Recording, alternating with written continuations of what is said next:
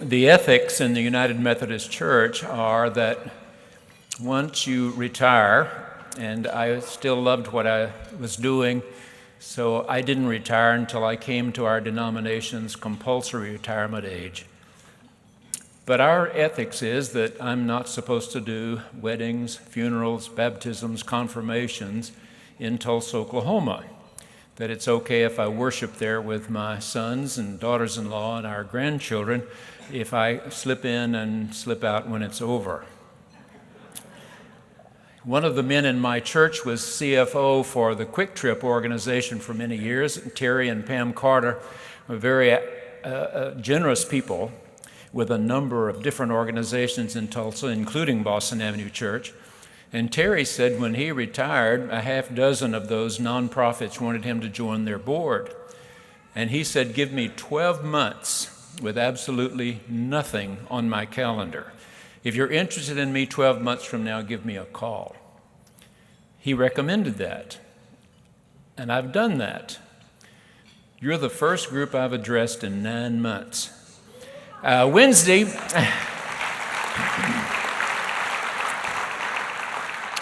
I was telling Gail that I was a little apprehensive. I said, I haven't been behind a microphone in 9 months. What if I've forgotten how to do this? And all she was concerned about was that I wasn't going to be in Tulsa tonight to take her out to eat. But I promised, since I don't have to preach Sunday, I can take you Saturday night. My dear friend Don Strickland, for all these years, has called me as soon as he heard the incoming president's theme for the new year. And 6 weeks ago, he called me and told me that our president-elect, Gary Huang, had decided to take a quotation from the philosopher Confucius. Better to light a candle than to curse the darkness. I said, I think I can work with that. I have 3 points I want to make. Number one, Rotary reminds us that there are some very dark places in the world. 1985, I was incoming president of the Rotary Club of Tulsa. We are a large club of almost 500 members. If you read your Rotarian magazine monthly, I still do, if you look at that little table of how many Rotary clubs there are in the world and what the membership is, you can divide one into the other and find that the average Rotary club in the world has 36 and a half members. My club has more committees than that. I counted them again the other day before I came here. We have 44 standing committees. Now, my job when I became president-elect in Tulsa was to choose 44 Rotarians to be vice chair of all those committees so that he or she could become chair when my year began. So I had all that in place. Goals that I really was looking forward to trying to bring to fruition. I had been to our area's President's-elect Training Seminar. Our club qualifies as one of those large clubs, and I'd been to that special training event out in San Diego, California. I was ready. That Sunday morning, I got up and preached, and then taught Sunday school and preached again, and Gail and I rushed to the airport, and we flew to the International Convention in Kansas City. And when we walked into that huge arena with almost 30,000 Rotarians, we saw an old man with a shock of white hair leaning on a cane, helped to the microphone. He was introduced as Dr. Albert Sabin. Sabin.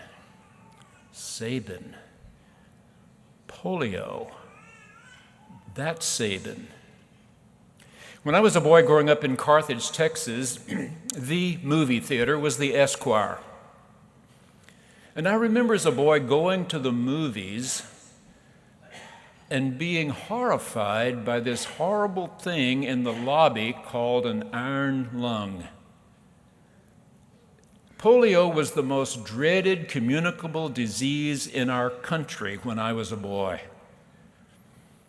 The March of Dimes put those iron lungs in prominent places so that people had to hear them going, wah, wah.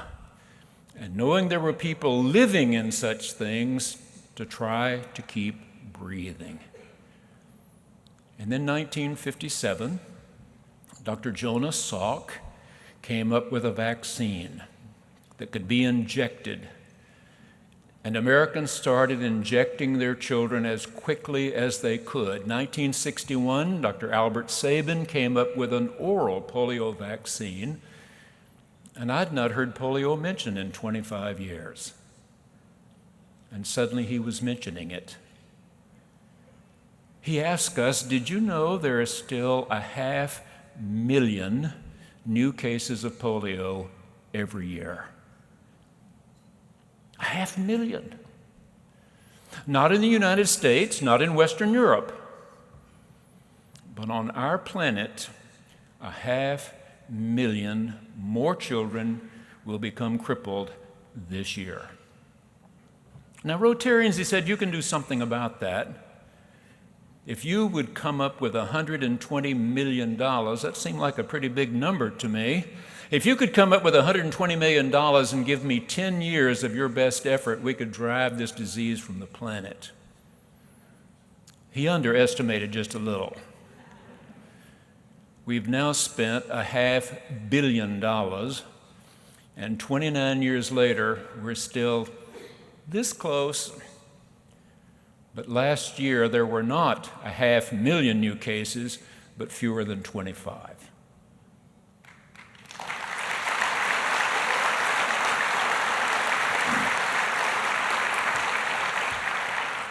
We needed to be reminded there was a dark place in another part of the world. I was reading recently about another problem out there. It's called malaria. In all my years of being a pastor, I never visited anybody who was sick with malaria. I never have known anyone who had malaria. But today, another child has died every 50 seconds from malaria. If I speak 25 minutes, 30 more children will have died of malaria while I speak. There's some dark places in the world. One of our members of our Rotary Club in Tulsa is an African-American professional musician. 16 years ago, in a brainstorming of ideas for our club, Joseph Bias said, you know, Oklahoma and a lot of other states have been cutting back on education budgets. We spend more and more on sports and fewer dollars on the arts. There are so many young people who would love to be professional musicians who cannot afford an instrument and certainly cannot afford private instruction. We could do something about that here in Tulsa, he said. What do you have in mind? And he said, well, we could have a contest every year. We could sell tickets, we could sell tables, and we could award scholarships to the most promising young musicians who came to the tryouts. That was 16 years ago. Our Crescendo Awards have become well enough known that we've had judges from the Eastman School of Music in Rochester, New York. We've had judges from the Juilliard School in New York City. We have awarded over $40,000 to scholarships for young musicians to buy instruments or to have excellent training and coaching. There's some dark places in the world where Rotarians could make a difference. Number two, there are dark places in every one of our communities. Oh yeah, small towns, big cities, we have dark places. My club is about to celebrate its 100th anniversary. We were founded in 1915. Tulsa was a very different place in 1915. You still saw Native Americans walking up and down the street with blankets around their shoulders. Streets in downtown Tulsa were muddy in the winter and dusty in the summer. 2 years after the club was founded, early one morning, one of these young Rotarians was hurrying down the street to work when he saw a teenage boy sleeping in a cardboard box. He shook it. Young man opened his eyes, and this Rotarian asked him, "Where do you live, son?" "I live here," he said. "Where are your parents?" "I have none," he said. "No parents?" "No parents." "No grandparents?" "No grandparents." "Aunts, uncles?" "None." The Rotarian said, "I'd like to buy your breakfast." And he took him into a nearby cafe, paid the waitress, and said, "Feed him, please." He went on to work, but he couldn't get this young man off his mind. And so he went to the Rotary meeting that week, and he told them what had happened. "There's an orphan boy sleeping in a cardboard box out on Tulsa streets. It was below freezing the other night," he said. And the Rotary Club of Tulsa began the Tulsa Boys Home. 1917. It's bigger today than it's ever been. It's stronger than it's ever been. We don't have many orphans in Oklahoma, but we have a lot of troubled boys who need the proper environment, who need the proper tutoring, mentoring, discipline, caring. Our Rotary Club has been that vital force in a dark place in Tulsa for the last 98 years. I've spoken to Rotary a lot of times over the years, and when I go to weekly Rotary meetings in one place or another, I usually am given a ballpoint pen or another coffee mug. I have a lot of ballpoint pens and a lot of coffee mugs.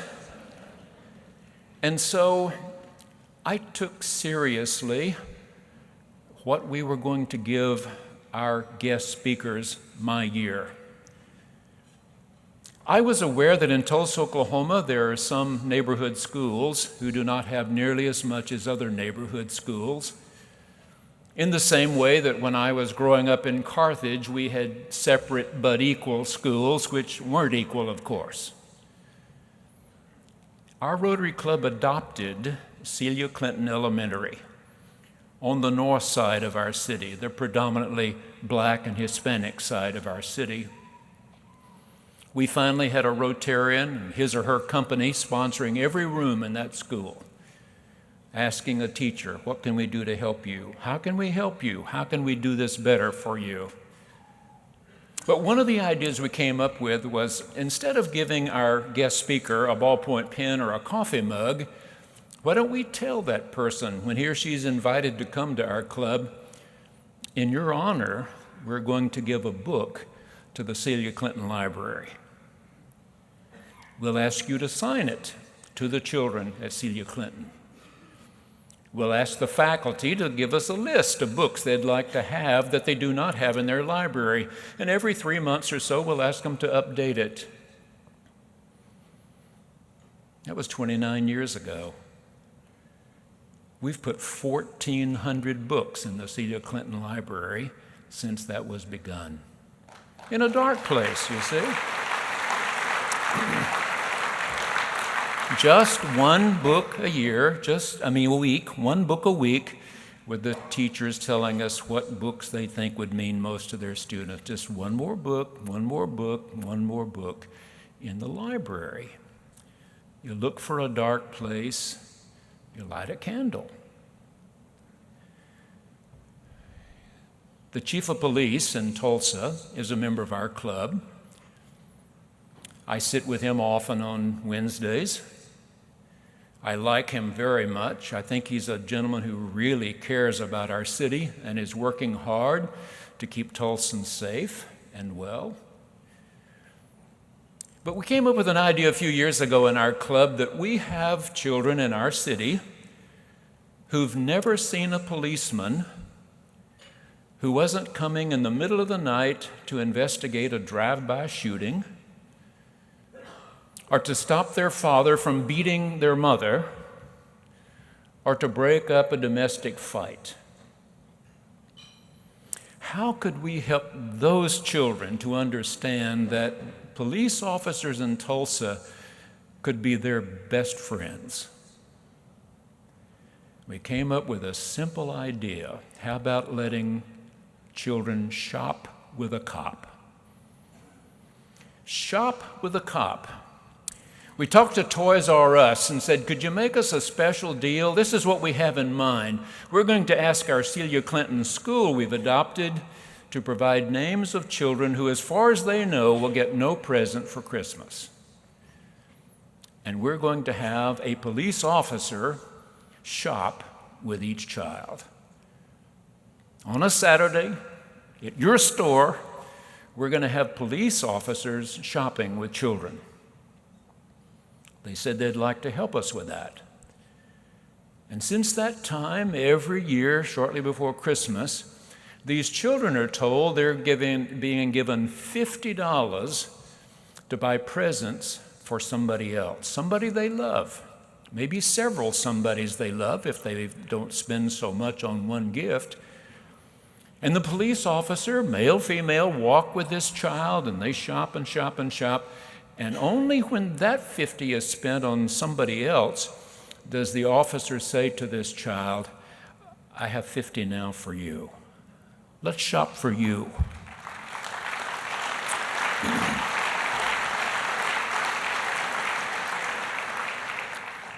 It's a simple idea, but it's been one of the most well-received things we've ever come up with.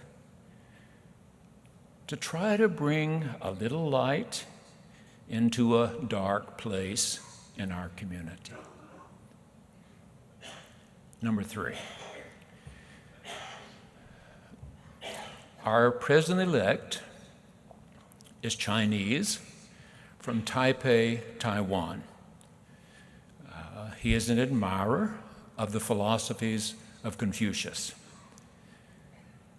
You and I know that Rotary is not a religion. It's not a political party. Yet most Rotary gatherings invoke the aid of deity. Most Rotarians I've known believe that if we light a candle, there is one who will turn a bigger light on in that dark place in the world. That we do not work alone. A few weeks ago, we had guest speaker in Tulsa, Dr. Tony Campolo. Some of you may know about him. Dr. Tony Campolo is now a professor emeritus at Eastern University in Pennsylvania. He is an Italian-American. His family immigrated to this country from Sicily, as did my wife's family. They're not related at all. But Tony Campolo was professor of sociology at Eastern University in Pennsylvania for many years, now professor emeritus, almost 80 years old. He came to Tulsa at our invitation to speak at our interfaith service that we have the last Sunday night of January each year. And he told this story. That some years ago he read that the poorest country in the Western Hemisphere is Haiti. And he resolved to go to Haiti and look for himself. And when he got there and saw the poverty in Haiti, how little most of the people had, He went back to Pennsylvania and said, we've got to do something about a better education system. We believe in education. We know education changes lives. We've got to build schools in Haiti. He started raising funds, and the work began. After several years, he was in Haiti again, had worked hard one day visiting the schools, when he started back to his hotel. As he started to walk across the street, he said a young girl, he estimated maybe 15 years old, approached him and said, "Sir, you can have me all night for $10. I looked at her. She was a child. I looked just past her. There was another girl, about the same age. I asked, "What about you?" "I'll spend the night with you for 10, she said. And then I saw there was a third back there in the dark, and I said, "And you?" She said, "Same, $10 for the night." And he said, "I want all three of you. The whole night for $10 each, right?" They said, "Right." "Okay," he said, "I'm staying in that hotel right over there. I'm in room 320. I want all three of you to be there in 1 hour." And they said they would be there. He said, "I rushed across the street to the hotel. I went into the restaurant and I asked, 'Do you make banana splits?' And they said, 'Sure.' And he said, 'I want the 4 biggest banana splits you've ever made in your life. I want chocolate, strawberry, and vanilla. I want pecans. I want whipped cream. I want cherries on top. I want the 4 biggest banana splits you've ever made in your life in 1 hour, room 320. And then I went to the maitre d', he said, and I asked, 'Do you have Walt Disney movies on DVD?' And he said, 'Sure.' He said, 'I want your Walt Disney movies. Anything made by Disney, I'm willing to take a chance on.'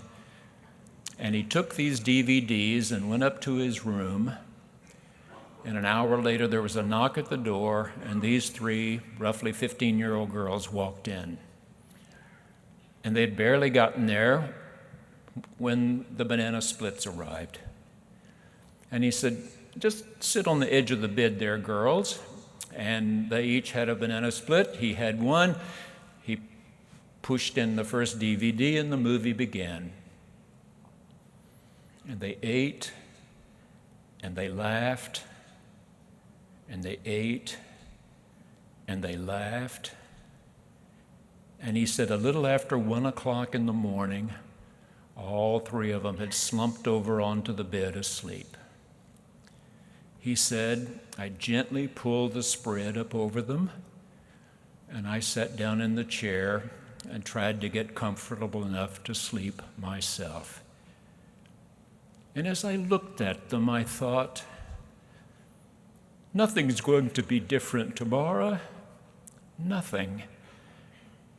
Nothing's going to be different. And then he said, but maybe not. Maybe different. Maybe not the same. Maybe an act of kindness, letting little girls be little girls, will cause them to go to one of our schools tomorrow morning.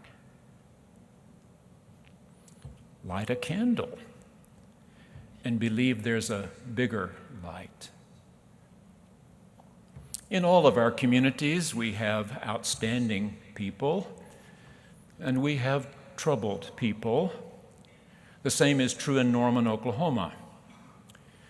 You all know our current president, first ever International Rotary president from the state of Oklahoma.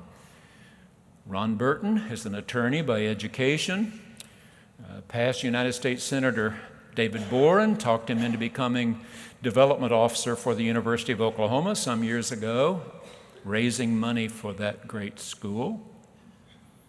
But there are other people who live in Norman, and one of them is named Denise Allen. Denise has written her story and published it. She said that the first 8 years of school, she was a good student. She felt she was popular. She had friends, girlfriends.